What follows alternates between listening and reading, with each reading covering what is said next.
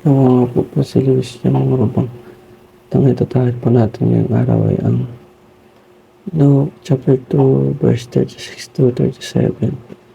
Now ngayon po ay tatalakayin natin ang spiritual hunger for God, yung pagkagutom sa Diyos.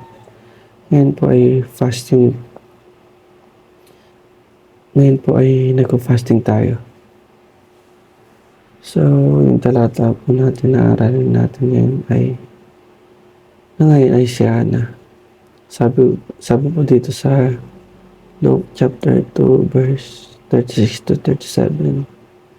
There was also the prophet Anna, the daughter of Phanuel of the tribe of Asher. She was very old. She had lived with her husband, and 7 years after her marriage, and then was a widow until she was 84. She never left the temple by worship night and day, fasting and prayer. Sabi naroon din sa temple ang isang propetang babae na ang pangalan ay si Ana, anak ni Phanuel, at mula sa lipi ni Asher. Si ay nakatanda na. Itong taon lamang sila magsama ng kanyang asawa at ngayon ay 84 na taon na siyang biyuda.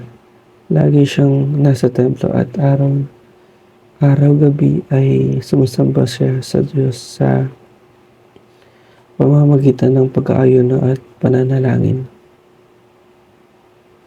So, sa unang katuruan po natin ngayon ay ang sa number 1 ay ang no one is too busy not to fast and pray. Walang tao dito sa mundo na sobrang busy na pwede niyang sabihin na wala na akong panahon sa Diyos, at wala ng tao ang dapat magsabing ng ganun. Isipin niyo, God is the creator of all things. God created even time, at lahat po tayo ay binigyan ng panahon ng Diyos, at tayo po ay ang mga tao at hindi tayo binigyan ng oras ng Diyos o ng buhay ng Diyos para hindi sumamba sa Kanya or para hindi manalangin sa Kanya or para magpuri sa Kanya. So, no one is to be not to fast and pray. Pangalawa naman po is time, place, and situation must not hinder us to pray, fast, and worship. Yung kakulangan daw ng panahon, yung walang lugar na manalangin or sumamba sa Panginoon. So, hindi po siya excuse para hindi po tayo sumamba sa Panginoon o manalangin o magpuri sa Panginoon. And sa situation natin sa buhay, time, place, and situation must not hinder us to pray and fast and worship. Kaya po, inisip natin ng mabuti kung sobrang busy po natin sa buhay, di mas lalo dapat tayo manalangin sa Panginoon. Sa mga opportunity na binigay niya sa atin, mas lalo dapat tayo dumepende sa Panginoon dahil nakatulong ito para sa atin.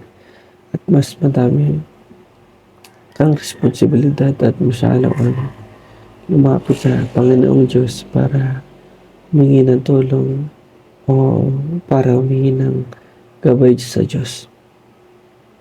So, dito yung pagiging mayaman o mahirap mo ay kawalan mo ng panahon at siyang malaking dapat na dahilan na dapat hindi ka